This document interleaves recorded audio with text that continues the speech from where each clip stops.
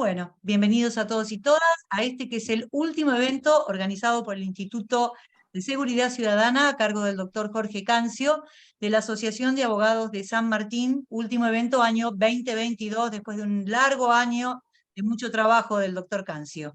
Hoy tenemos la oportunidad de escuchar sobre estafas electrónicas y responsabilidad juvenil a cargo del doctor Adrián Rodríguez Díaz, abogado penalista y especialista en delitos informáticos.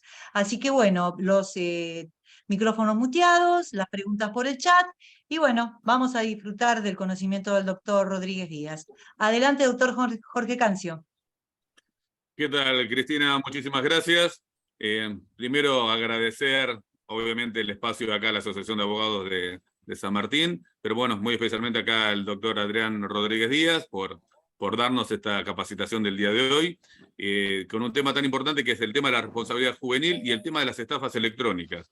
Dos temas que hemos tratado, pero por separado, oportunamente, que están los videos, las distintas jornadas acá en el canal de la Asociación de Abogados de San Martín, pero por eso me pareció interesantísimo y muy valioso poder unirlos porque hay puntos específicos para tratar y tomar conocimiento. Y sobre todo, si bien es el Instituto de Seguridad Ciudadana, como siempre digo, hay muchas cosas que a la seguridad ciudadana se le escapan, aparte de la falta de profesionalismo de los que encargados de dar seguridad muchas veces o de dar la debida protección, pero son temas como pasa con la violencia de género, como esto que son los delitos de guantes blancos, que yo creo fundamental que la gente esté en conocimiento para evitar caer en estas estafas y o para saber cómo defenderse aparte de acudir a su abogado de confianza. Así que me pareció genial esta propuesta que hablamos con el doctor Rodríguez Díaz y desde ya los dejo en manos de él para esta capacitación y después todos podrán hacer las preguntas. Por favor, las pueden hacer por el chat y las vamos canalizando para poner un orden y así podemos verlo después de la exposición de él específicamente, si hay alguna duda, alguna inquietud en especial o una experiencia personal. Así que muchísimas gracias a todos, muy buenas tardes. Doctor Rodríguez Díaz, adelante. Gracias, Jorge, querido. Gracias a la asociación también por el espacio, por el tiempo y sobre todo gracias a todos por conectarse y vincularse a través de una temática que ya hemos dado en llamar la otra pandemia, que son las estafas electrónicas. Bueno, estos 3 años que llevamos todos viviendo en pandemia de COVID, podemos decir que la otra pandemia es esta, son los ciberdelitos. ¿Por qué yo lo llamo otra pandemia? Porque, para que tengan una idea, desde 2020 a la fecha, la UFESI, que es la Unidad Fiscal Especializada en Ciberdelincuencia del Ministerio Público Fiscal de la Nación, se encontró con una suba de apenas un 700% en relación a los últimos 5 años antes de la pandemia. A nivel nación, esto significa un crecimiento exponencial y explosivo de los ciberdelitos, que obviamente, como todo, es imposible de frenar, es imposible de controlar, y obviamente es imposible de perseguir y de dar una respuesta efectiva en un sistema tradicional, retribucionista, como el que tenemos, que obviamente está orientado a castigar. Es el derecho penal que estudiamos todos, el que aprendimos todos y el que vivimos, sobre todo quienes habitamos la provincia de Buenos Aires, el conurbano, a diario. En función de esa lógica, me pareció súper interesante en su momento analizar, y estoy trabajando en un paper sobre el tema, el proceso penal juvenil en función a esto. Charlando con algunos amigos de muchos años en la justicia penal juvenil, como son el doctor Gabriel Peñonor y demás, el doctor Marcelo Broca, y otros tantos, nos dimos cuenta que esto es lo que viene, pero no porque a uno le gusta ser gracioso y tratar estas situaciones desde la liviandad de la estadística, sino desde que hay ciertos factores que exponencialmente van a potenciar la escalada de ciberdelitos en los próximos 2 a 3 años, en especial todo lo que tiene que ver con las ciberapuestas y demás, que eso lo vamos a abordar un poquito más adelante, pero lo que tienen que saber en este momento es que con una suba tan grande de incidentes informáticos, que apenas el 56% en 2021, según la Dirección Nacional de Ciberdelincuencia, son fraudes, es decir, estafas, concretamente dicho. estamos ante una situación bastante compleja de manejar, la cual todavía no hay una respuesta organizada ni estructurada fuera del aparato punitivo del Estado, que básicamente depende del Poder Judicial. A partir de ahí cobra mucha importancia el desarrollo de políticas públicas que permitan desistir y desalentar a las personas de convertirse en ofensores y que protejan a las víctimas de este tipo de delitos que son muy fáciles y muy sencillos de cometer, paradójicamente, para lo que quizás muchas personas piensan, y en especial en manos y mentes como la de jóvenes que son menores de 18 años y que ya están en una edad bastante avanzada, en colegios secundarios y demás, que tienen un manejo de la tecnología quizás muy superior a las generaciones que ostentan espacios de decisión en materia gubernamental, política o judicial. Entonces, a partir de ahí, hay una falta de comprensión de la dimensión y el nivel de complejidad de ciertos delitos.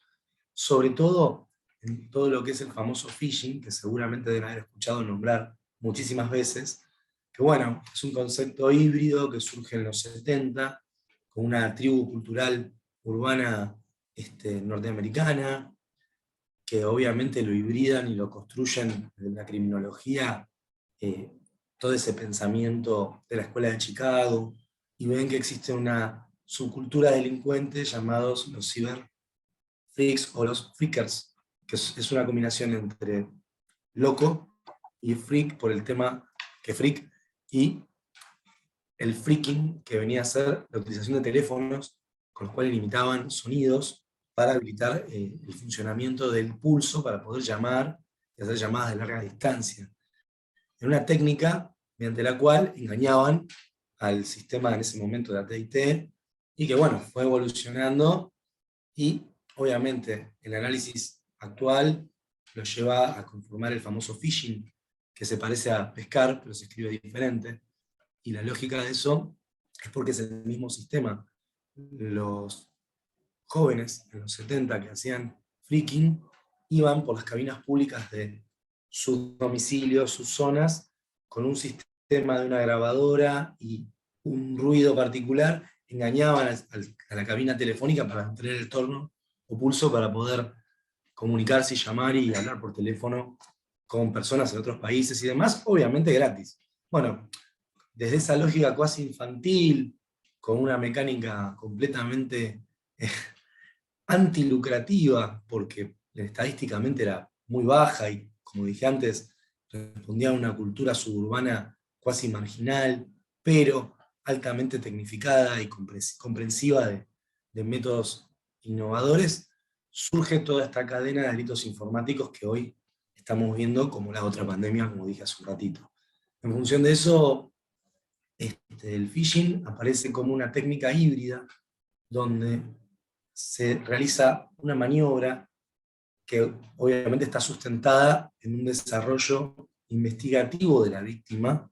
Cuando hablamos del phishing tradicional o el spear phishing, imagínense un trabajo dirigido, personal, hacia la víctima para obtener sus datos y utilizarlos para diversas maniobras o estafatorias, como puede llegar a ser un fraude, o bien un robo de identidad, una supresión para su utilización en forma clandestina de esa identidad para simplemente hacerse pasar por esa persona y solicitar dinero o realizar cualquier tipo de maniobra que va obviamente desde la comisión de grooming o delitos sexuales hasta la suplantación por el mero descrédito para calumniar o para injuriar el honor de un tercero. En esa mecánica, el phishing dirigido, personalizado, individual, es el método que comprende la utilización de la famosa herramienta de ingeniería social, que más que una herramienta es una técnica desarrollada desde la base de cualquier análisis investigativo estilizado o fundamentado por las agencias de seguridad o de criminalización primaria, donde se investiga a la víctima, se toman sus datos, se averigua cómo se conecta, desde dónde, qué información maneja, cómo la desarrolla, cómo la manipula, qué dispositivo utiliza para conectarse. Y con esa lógica se van obteniendo datos desde la simple pregunta y respuesta incluso, hasta que la persona voluntariamente los entrega. Y una vez que lo hace, se va construyendo su identidad. Hoy ya la cosa ha evolucionado tanto que incluso se pueden realizar, mediante estas técnicas, la supresión o robo de los números de celular mediante la obtención de los chips, con una técnica bastante avanzada en la cual han sido detenidas varias bandas, en especial una a principios de este año, compuesta por menores y mayores de edad, incluso hasta un abogado, en la zona norte de nuestro país, concretamente en San Isidro, en ese departamento judicial. Encontraron una banda que se dedicaba al robo de tarjetas SIM mediante la obtención de los datos de las personas y el engaño a las compañías de telefonía celular para obtener luego los chips y reemplazarlos, y con eso utilizar desde sus tarjetas hasta crear cuentas en distintos sistemas online del criptomercado o de las billeteras virtuales para poder operar y realizar maniobras que van desde el lavado, la adquisición de bienes, obviamente la estafa y la compra de bienes y moneda y transferencia. Entonces es bastante más complejo de lo que parece el tema del phishing, y obviamente tiene ya un nivel de tecnificación cuya tecnología del delito nos permite hablar de farming, que se escribe igual que, obviamente, la palabra en inglés, granja. Sí, perdón. Jorge, ¿querías decir algo? Tenés silenciado el micrófono. Ok. Bien, como les estaba contando, el farming ya supone una empresa funcionando atrás de esto. Y cuando hablamos de una empresa delictiva, de mayor envergadura, con personas, con funcionalidades, con una participación criminal híbrida integrada por varios miembros de una estructura, que obviamente tiene por destino el desarrollo de una campaña de phishing masiva. Es el famoso ejemplo de el príncipe nigeriano que pedía para rescatar su fortuna que las personas mediante mail le giren a través de una cuenta un dinero para que él pueda de alguna manera acceder a un cargo o título y que los va a recompensar una vez que lo haga, o así una gran cantidad de casos similares, en los cuales muchos se han comprobado la intervención de menores que lo han hecho ante el desconocimiento, obviamente, de nosotros, quienes estamos en una edad adulta un poquito, quizás, no tan informada de estas situaciones, y a partir de ahí se encuentran con un desarrollo súper complejo y obviamente tecnificado, que en muchos casos nosotros en pandemia tuvimos que aprender a la carrera. El Poder Judicial, el Ministerio Público, los institutos, las agencias gubernamentales, los organismos del Estado también lo tuvieron que hacer en esa lógica. Y esto, si bien ya existía, los desbordó. Y es casi imposible de prevenir la existencia, por ejemplo, en estas campañas de farming, de sitios atacantes, que son ni más ni menos que sitios web clonados. Nos hemos encontrado con clones de correos oficiales, con con sitios clonados de empresas como, bueno, no quiero dar nombres, pero concretamente que venden electrodomésticos al por mayor y tienen sistemas de carrito de compras online, y así con un montón de situaciones donde concretamente se apodera a la víctima, quien entrega voluntariamente sus datos pensando que está haciendo una compra o pensando que es parte de un sorteo que los va a beneficiar, y en realidad lo único que acaba de hacer es morder el anzuelo para entregar sus datos personales, que obviamente van a ser utilizados junto con otras técnicas para un desarrollo de spear phishing, o sea, de phishing concreto dirigido puntual, o de campañas donde caen y se direccionan a un miembro de la organización delictiva que por ahí va a seguir una conversación de WhatsApp para obtener más información, que pueden derivar desde extorsión hasta concretamente el desapoderamiento de sumas de dinero mediante transferencias, o la utilización de sus propias cuentas, o la creación de su identidad. Entonces ahí, bueno, ya deben saber a esta altura que existen un montón de técnicas y métodos, pero lo más importante es, como bien les vengo diciendo, el trabajo profesional en el estudio, el caso a caso.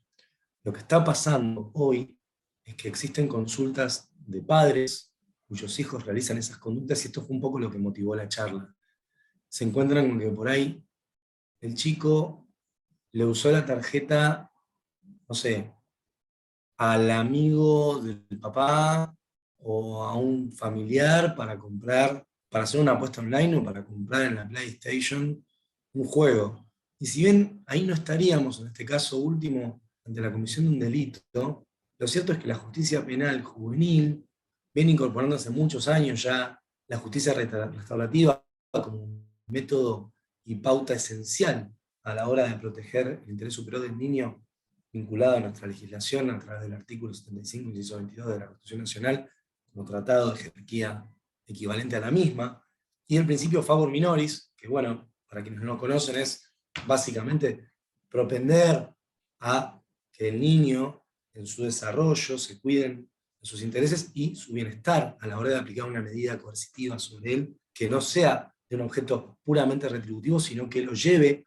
a la toma de conciencia, desistimiento de la conducta ofensora, y en esa lógica modifique el vínculo y el comportamiento reforzando una estrategia de sentido de pertenencia e identidad positiva, y no la estigmatización punitiva que, como bien sabemos, el sistema penal permanentemente realiza sobre quienes son imputados de un delito, y como decía Kafka, la pena es el proceso. Entonces, a partir de ahí nos encontramos con una situación que ya para el sistema penal juvenil es conocida porque está en sus cimientos. Y obviamente nos lleva a pensar en que en la probation, como instituto ya contemplado en el Código Penal desde muchos años, que todos conocemos, en el artículo 76 y sus incisos correspondientes del Código Penal, con la mecánica de ¿qué? De reparar. Y digo, esto es importante también en el menor.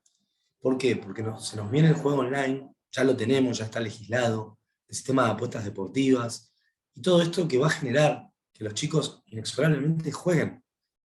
Y un menor no tiene una tarjeta de crédito, entonces, ¿cómo lo va a hacer? Hay mecanismos completamente deficientes, a criterio de quien lo dice, obviamente me hago cargo de lo que digo, para el control del acceso de los menores, y ni que hablar del juego patológico, ¿no? De las personas que tienen una conducta compulsiva. Directamente los algoritmos están diseñados para fallar en muchos casos, porque suponen un lucro excesivamente eficiente a la hora de la implementación. Entonces, ¿quién cuida a los chicos de esto? Nadie. ¿El sistema penal puede hacer algo? Parece que no le interesa el tema. Esa es una opinión, obviamente mía también. Como sea, en materia de estafas, yo creo que la justicia restaurativa tiene mucho para decir, sobre todo la justicia penal juvenil.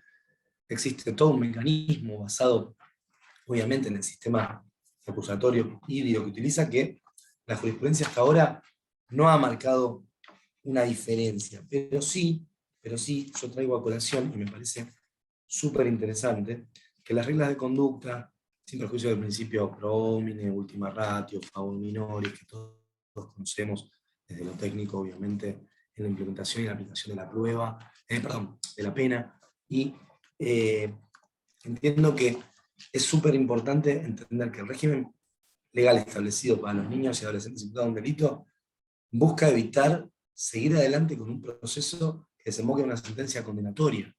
Por ende, la suspensión de juicio a prueba y las medidas de conducta cobran una importancia suprema a la hora de modificar esa actitud que ha tenido el menor a la hora de cometer un delito que va a evitar que termine en la justicia de mayores cometiendo delitos más graves.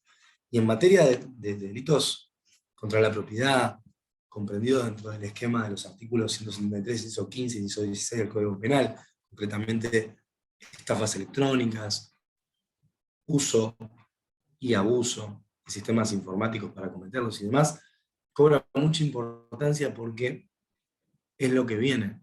Los chicos cada vez utilizan más los sistemas. Después de la pandemia, prácticamente todos hemos dejado a algún niño con un celular en la mano, y no se lo hemos sacado solamente para que esté entretenido y nos deje hacer nuestras tareas. Entonces, a partir de ahí, el desarrollo de los chicos sobre esto es súper grande, y la gravedad del hecho es difícil de comprender para un chico si no se le imponen reglas de conducta que lo lleven a darse cuenta de que cometió un delito, que hay una persona afectada y que debe repararse de alguna manera. aunque más no sea de una forma simbólica, porque obviamente un menor no tiene peculio, no tiene capacidad económica para eso. Pero sí se pueden realizar talleres, tareas de concientización, tareas comunitarias concretas relativas al refuerzo de una conducta positiva, y ahí es donde el Estado, sobre todo el Poder Ejecutivo, debe brindar herramientas. Cosa que hoy no vemos muy claramente. Obviamente que es una opinión personal esto último también. Como sea, algo que me parece interesante destacar es que la función preventiva especial que se persigue escapa, ¿no?, un poco al desarrollo de una política pública. Pero no puede dejarse de lado a la hora de que el Ministerio Público Fiscal dé dictámenes favorables en función de un esquema de justicia restaurativa en materia de delitos de baja intensidad, ya que comprende también el otro gran instituto que está contemplado tanto en la justicia de mayores como de menores, que es la mediación penal. Mediación penal, como bien sabemos, es un proceso por el cual víctima y ofensor se relacionan a través de un tercero imparcial que opera mediando entre las partes con el fin también restaurativo de llegar a un acuerdo que extinga por un lado la acción penal y por otro lado permita un efectivo desarrollo de una respuesta no punitiva, restaurativa y reparatoria del daño causado. En esa lógica, obviamente tiene un fin más transaccional, no es como la suspensión de juicio de prueba que impone una regla de conducta, impone una reparación, y vuelvo a decir la palabra impone. Con acuerdo del fiscal, el juez dicta. Acá, en cambio, hablamos de un sistema donde hay pares, donde hay dos personas que se relacionan a través de la justicia para llegar a un acuerdo por un hecho que existió, que obviamente fue como mínimo dañoso y como máximo delictivo. En esa lógica, hay que tener claro que si el fiscal manifiesta una voluntad favorable para la suspensión de juicio de prueba, primero debe expedirse sobre la posibilidad de una mediación penal, que, graciosamente, la ley en Provincia de Buenos Aires lo pone como facultad del imputado, y es muy raro que un fiscal lo proponga, y son menores los casos donde ocurre por motus propio del Ministerio Público Fiscal. Esto me lleva también a decir que la regulación nos lleva a un régimen penal juvenil cuyas medidas de integración social son naturales, están dentro de su legislación y prevén la asistencia de jóvenes a centros educativos para el refuerzo de estas conductas, con lo cual perfectamente se pueden articular con sistemas de mediación escolar, con sistemas de gabinetes pedagógicos, con sistemas de la comunidad escolar que ya prevé, sin por ello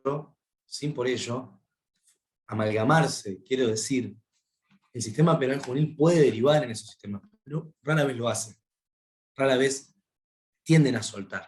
Y esto, obviamente, lo digo tanto en el caso de los jueces como en el caso de los fiscales. Ellos quieren tener el proceso para sí, del principio al fin. Y bueno, esto obviamente genera una acumulación de casos enorme, genera un retraso enorme de las prácticas y de la solución de los casos.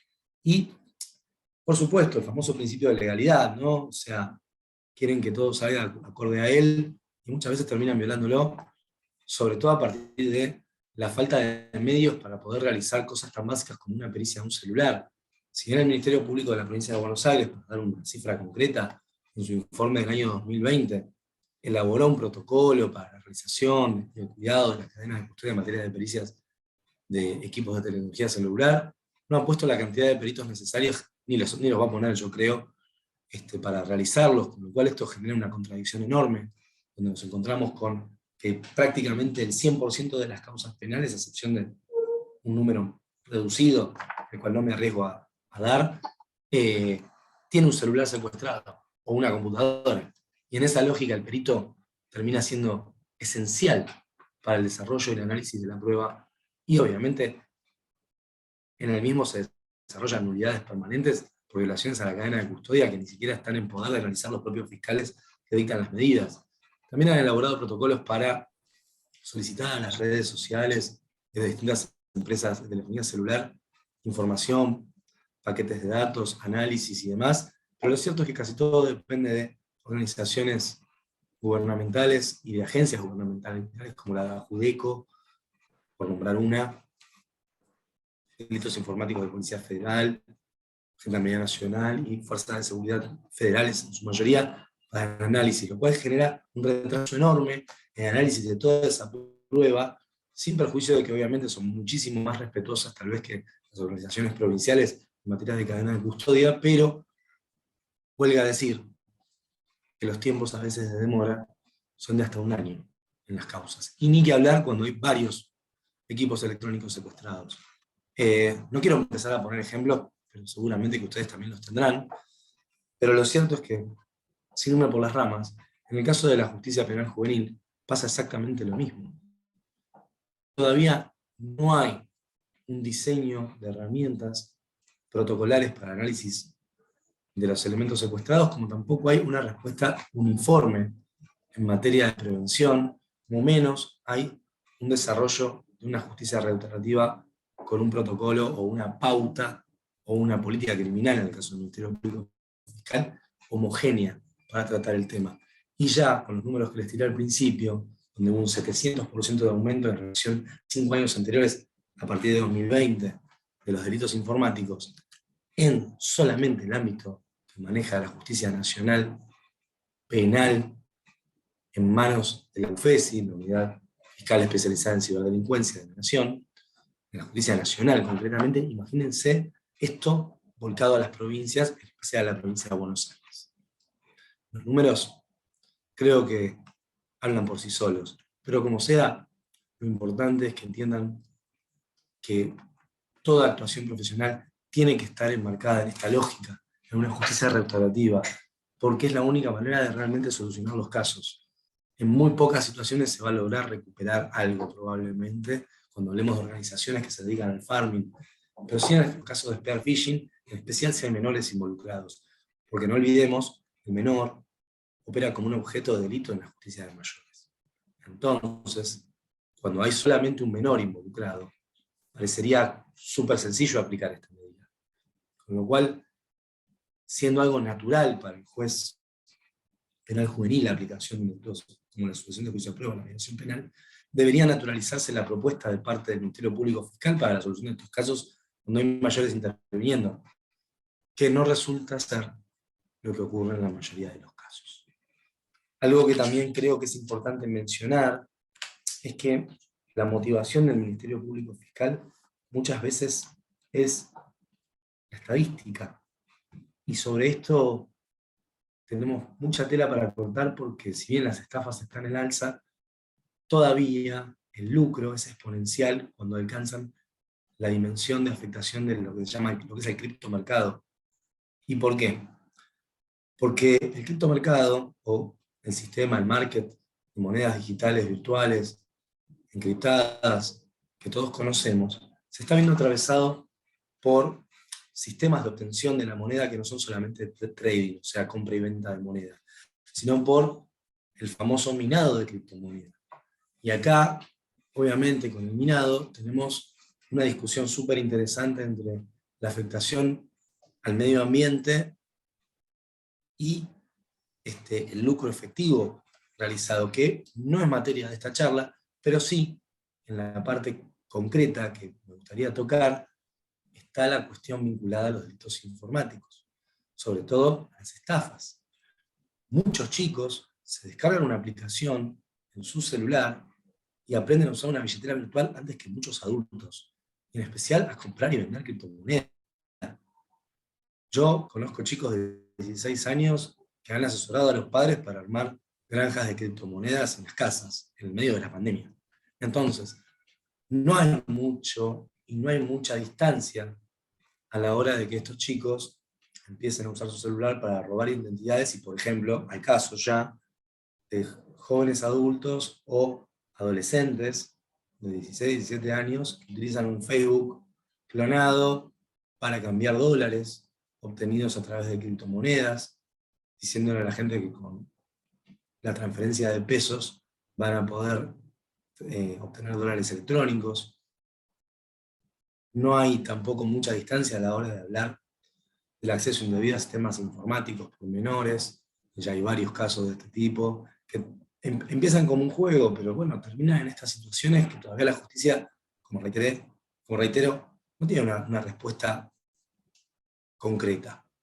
Tiene un caso a caso, y si bien la justicia penal juvenil, sobre todo en el espacio de la provincia de Buenos Aires, tiene más herramientas, porque ya viene un sistema acusatorio, con un sistema de principios enmarcados en el interés superior del niño que permiten la aplicación de una justicia restaurativa de forma eficiente. En la justicia de mayores todavía hay mucho por hacer, y la realidad es que la afectación económica todavía es considerada marginal por una cuestión de política criminal y cultural, no por una cuestión real. Cada vez hay más casos que nos enteramos de estafas en cascadas, cada vez hay más casos donde nos enteramos de la multiplicidad de víctimas que nos hacen dudar si son imputados o víctimas cuando ocurren estas famosas estafas piramidales o en cascada. Y en esa lógica se ven afectados obviamente los chicos y metidos los menores en el medio, y la respuesta única y aparente para mí es la mediación penal en estos casos. Que puede extinguir causas, seguro, y que puede dar soluciones, también. ¿Y qué soluciones va a dar? Las posibles. Porque en muchos casos el dinero cambia de manos, desaparece, o simplemente es reparado por sistemas de seguros como tienen los bancos en muchos casos, lo cual genera una actuación profesional de parte de nosotros los abogados en ejercicio de la profesión, que consiste en citar al banco a una mediación para ver si llegamos a un acuerdo y desistir la acción penal, porque muchas veces no llega a nada. Eso también hay que decirlo, y no hay que descartarlo también en la justicia penal juvenil, porque quizás tampoco tenga demasiado sentido si lo que se persigue realmente es un lucro. Pero cuando hablamos de bienes superiores, intereses superiores, creo que es necesario nunca desistir esa acción y que exista una mediación. ¿Para qué? Para que tome conciencia el menor, sus tutores, sus padres, las personas que deben guardar por él, de que esto es la otra pandemia. Dicho todo esto, espero no haberlos aburrido demasiado. No me gusta dar charlas largas, no me gusta aburrir, me gusta preguntar y que me pregunten, creo que es más eficiente. Y con esto doy por concluida mi breve exposición y espero las preguntas. Desde ya, les digo mi página, es súper sencilla, soy yo, www.abogadorodriguezdiaz.com.ar. Voy colgando cosas en mi blog que se me van ocurriendo y escribo cuando tengo tiempo, como todos ustedes o la mayoría. Soy abogado litigante y lo que menos tengo es tiempo. Pero bueno, hacemos lo posible por tener una criminología crítica eficiente y al servicio no solo de los colegas, sino de la gente, porque lo que estudiamos y lo que aprendimos no es para nosotros, es para los demás. Gracias por escucharme. Y gracias, Jorge, por el espacio. Muchísimas gracias, Rodríguez Díaz. Se habilitan entonces el tema de las preguntas.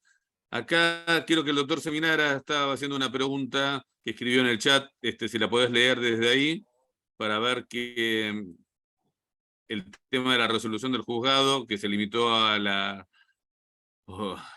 por la estafa que surgió y con la medida cautelar que estuvieron hablando. Ahí, si lo podés contar el caso, Seminara, no hay ningún problema. O Cristina, si lo podés leer de ahí. Como quiera, Seminara. Doctor, ¿quiere hablarlo usted o ¿Puedo quiere que yo hablar? lo lea? Sí, te escuchamos. Sí, por favor. Sí, bueno, un caso particular donde un menor utilizó una cuenta a través del sistema que estableció, que comentó el doctor recién contando el ejemplo.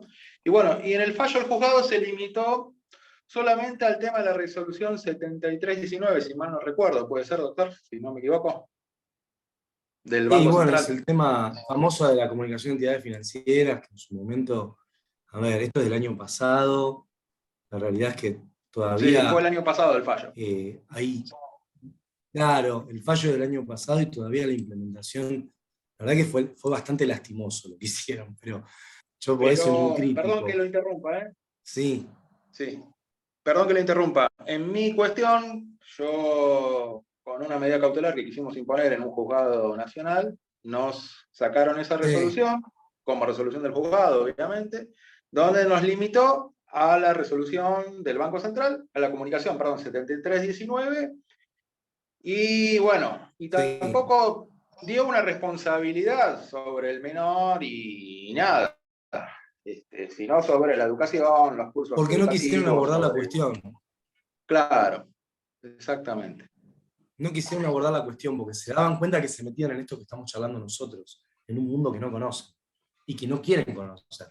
Entonces, era más fácil decir, mirá, la comunicación 7319 dice que tiene que haber un protocolo, un mecanismo que estableció el BCRA, y esto es lo que hay que hacer.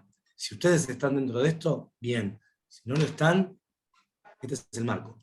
Entonces, meterse a discutir esta cuestión de responsabilidad y cómo endilgarla es realmente complejo y todavía es un desafío imputativo que no quieren abordar muchas veces. Y es un vericueto que nosotros como abogados nos tenemos que preguntar qué hacer, porque como bien estábamos hablando antes, ¿qué perseguimos? ¿La plata, que es el interés de nuestro cliente? ¿La restauración? ¿El castigo? Para mí el castigo no va. A mí va a tratar de recuperar algo del cliente, esto lo digo como abogado ya, ¿no? Y si podemos educar a un chico en esto para que no pase, estaría genial. Pero esto debería ser el interés del Estado, no el nuestro.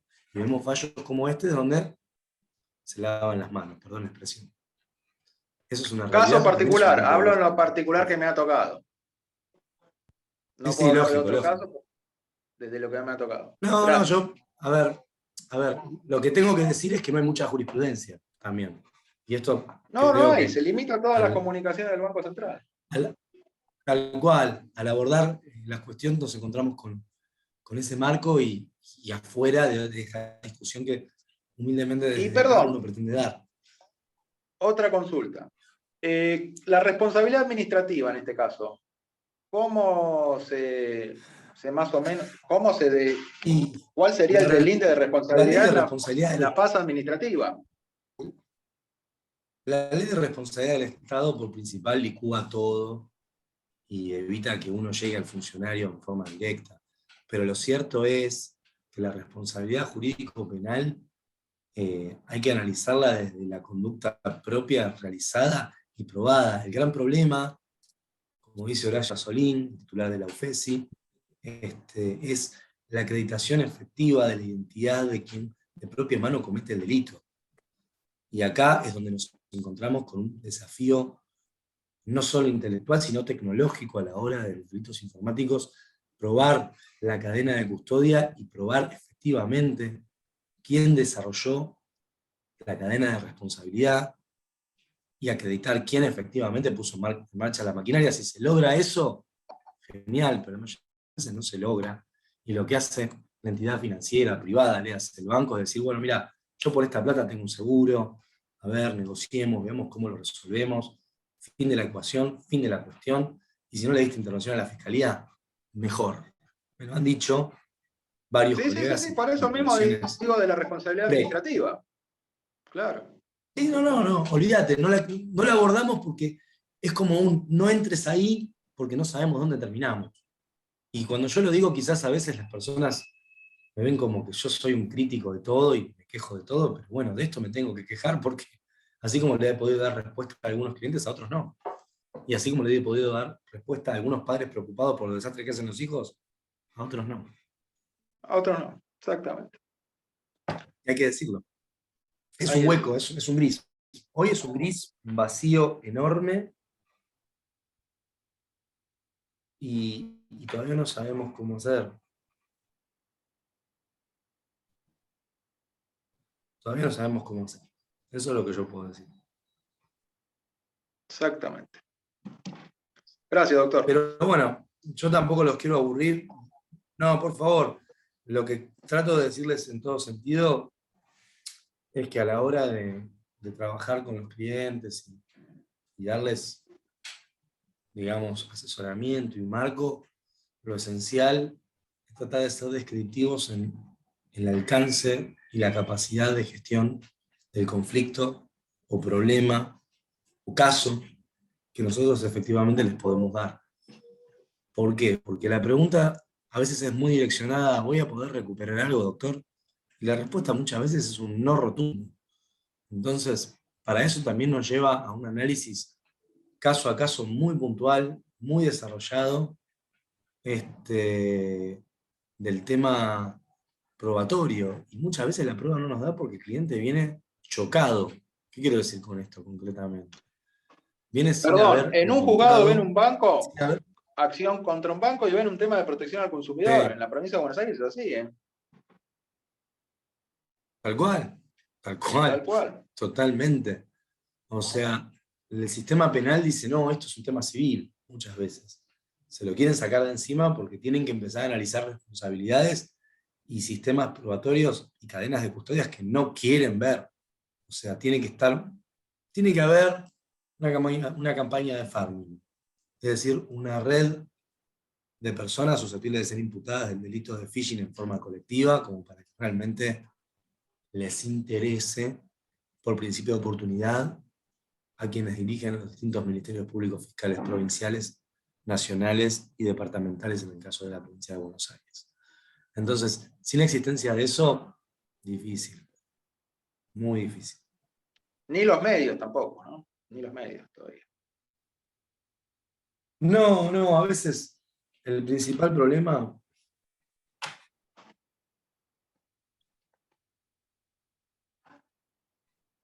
es que no hay un solo esquema, hay varios.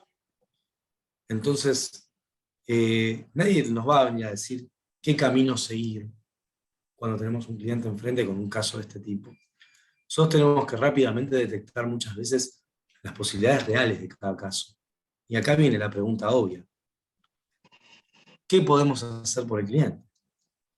Y muchas veces solamente podemos dar una buena consulta. Lo tengo que decir, porque llegan en una situación donde, bueno, donde hay un banco, hay una situación de defensa del consumidor. Donde hay una identidad clonada, con un ataque dirigido y personal de phishing, y obviamente una conducta estafatoria posterior donde se lo desapodera la suma de dinero, muchas veces la identificación puede llevar meses y no llega a nada. No llega a nada.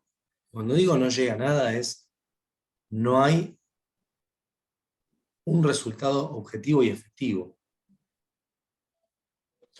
por parte de un Ministerio Público Fiscal u otro que obviamente pide medidas, pero que demoran en la gestión mucho tiempo. O por ahí quedan perdidas en algún cajón de algún pobre gestor judicial o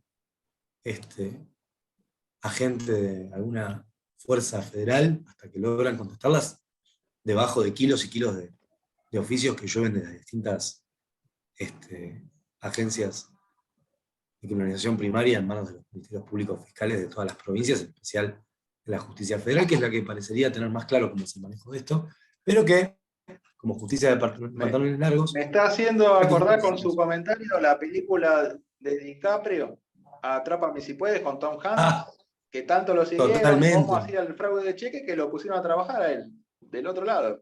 Totalmente. ¿De acuerdo? Bueno, eso nosotros todavía no hemos tenido la capacidad de hacerlo, la verdad. Pero bueno, eso es otro tema, ¿no? Bastante difícil de abordar. Lo que sí puedo decir con seguridad y bastante conocimiento es que todavía no hay un interés real de parte de un esquema de políticas públicas sustentable en el tiempo para el desarrollo de campañas de prevención, sí, pero de campañas de persecución y realmente erradicación de este tipo de delitos, no.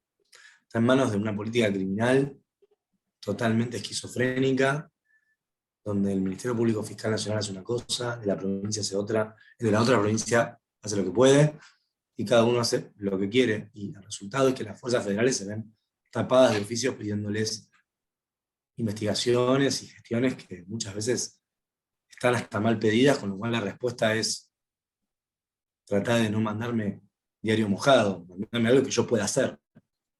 Me pasa en muchas causas también. A veces decirlo te puede costar más de una mala opinión o mala nota de algún fiscal, pero lo cierto es que muchas veces no saben qué pedir. Y cuando haces querella te pasa. Te pasa que más de una vez les tenés que decir vos qué pedir, porque piden cualquier cosa. Y algunos se ofenden, otros te dicen, che, qué bueno, gracias. Pero bueno, hay de todo. También es cierto que están sobrepasados. Están sobrepasados. Esto, como lo dije al principio, es otra pandemia. Es otra pandemia y nos pasó por arriba.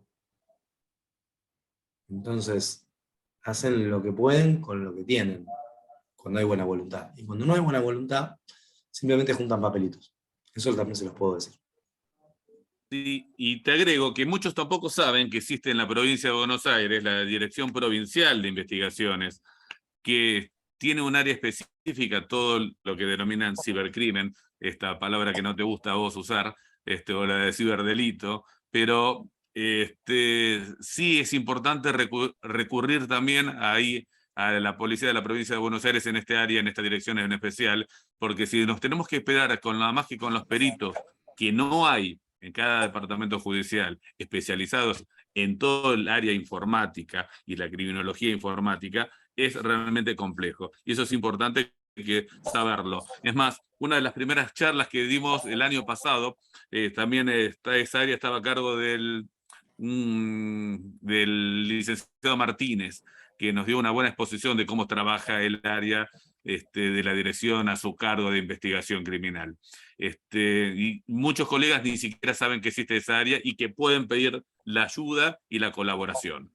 El problema es que siempre se traban muchas investigaciones, sobre todo es cuando hay investigaciones con Facebook, por ejemplo, que eso no entiendo cómo funciona nuestra legislación, que permite a una empresa internacional sí cobrar la publicidad acá que vos quieras, pero los datos los tienen ellos, los manejan ellos y te lo dan cuando quieren. Y con un oficio judicial, con un exhorto, con la debida traducción de esa manda judicial y que pueden demorar años. Que es lo más común de donde hoy por hoy se cometen delitos, tanto por Facebook o tanto por WhatsApp, que hoy pertenecen a la misma empresa. Y también existen esas mismas complicaciones, que eso que pasa hace que terminen con el tiempo muchas causas prescribiendo, nada más porque no se puede instar y mover como corresponde. Así que es importante para el conocimiento de todos que sepan de la existencia de esta área y de cómo usarla a favor de cada investigación, ¿no es cierto? Así que bueno, no veo ninguna otra pregunta, veo acá unos agradecimientos. No sé si tenés alguna otra pregunta más por ahí, Cristina. No sé si tenés por ahí por el YouTube o por el Facebook, porque por las otras redes que estén preguntando algo en especial. Acá por el Zoom no. No han preguntado, pero sí han estado muy atentos, la verdad que estuvo muy interesante y bueno, es como para seguir, como dice el doctor Rodríguez Díaz, hay mucha tela para cortar, ¿no? En este tema. Y sobre todo porque son los chicos los que nos manejan a nosotros. Cuando tenemos que comprar algo digitalmente, como han sido estos 2 años de pandemia, tomá la tarjeta, cargá los datos y hacelo y manejalo vos. Y si yo lo tengo que hacer desde la computadora porque no veo nada y es una molestia. Se lo doy a mis hijas, a mis sobrinos, usan el celular mejor que uno y lo solucionan. Mientras que lo hagan bien es correcto y está perfecto. Cuando no, ahí obviamente está el riesgo y el peligro. Y de hablar de una justicia restaurativa en la parte de los menores es fantástica, funciona bastante bien en general, pero ¿para qué llegar a eso si podemos tomar las debidas precauciones para evitar caer en delitos? Y sobre todo, obviamente, cuando dejas cargado todos los datos en la tarjeta de crédito para hacer las compras, y en las distintas, compras por AliExpress, compras por Mercado Libre, pero compras por otra red y dejas todos los datos cargados ahí de tus tarjetas. Y encima el celular desbloqueado, sin ninguna contraseña para que cualquiera te roban el celular, lo primero que van a hacer es ver tus cuentas y transferirte el dinero. Así que también eso es importante para que todos lo tengan presente como para actuar con debido cuidado para protegerse patrimonialmente, ¿no es cierto? Y si no, bueno, lo de siempre, consultar con el profesional de confianza. Así que, bueno, acá Moto E, que me parece que es el doctor Carrizo de Seminara. San Juan. No, No, me parece que es el doctor, no sé si quiere hablar. Bueno, ¿estás él es ahí, del Foro de Carrizo? Abogados. ¿Cuántos años? Y lo que estoy Gracias, esperando es que Jorge. Nico, tantos tiempo. Acá, para que los que no conocen, presentate, por favor, Nicolás. Bueno, primero, gracias a vos, Jorge, a Cristina. Excelente la exposición de Adrián, me pareció excelente. Bueno, soy el doctor Horacio Nicolás Carrizo, del Foro de Abogados del Provincia de San Juan, director del Instituto de de Seguridad Ciudadana y Prevención del Delito, acá del Foro de Abogados de San Juan, y me pareció excelente la exposición. Estamos trabajando al respecto en todo lo que tiene que ver con delito, ciberdelincuencia, con algunas actividades académicas, y bueno, ya lo puse recién, escribir en próximamente que el doctor Rodríguez en alguna oportunidad pueda visitarnos por acá, por San Juan, y podamos hacer una actividad de conjunto, como lo venimos haciendo en algunas oportunidades con la Asociación de Abogados de San Martín también. Así que nada, simplemente saludar a todos, darles las gracias y bueno, felicitaciones, Jorge, como siempre, excelente la gestión. Gracias, Nicolás, un gusto. Hermoso lugar San Juan para ir a recorrer y a tomarse unos ricos vinos por ahí. Totalmente, cuando Seguro que gusten, a disposición. Gracias, Adrián, muy amable, gracias. Bueno, A si no ustedes. tenemos más preguntas, lo dejamos liberado acá, Adrián. Muchísimas gracias a todos por estar, por participar, por el aguante. Y bueno, ya nos veremos próximamente.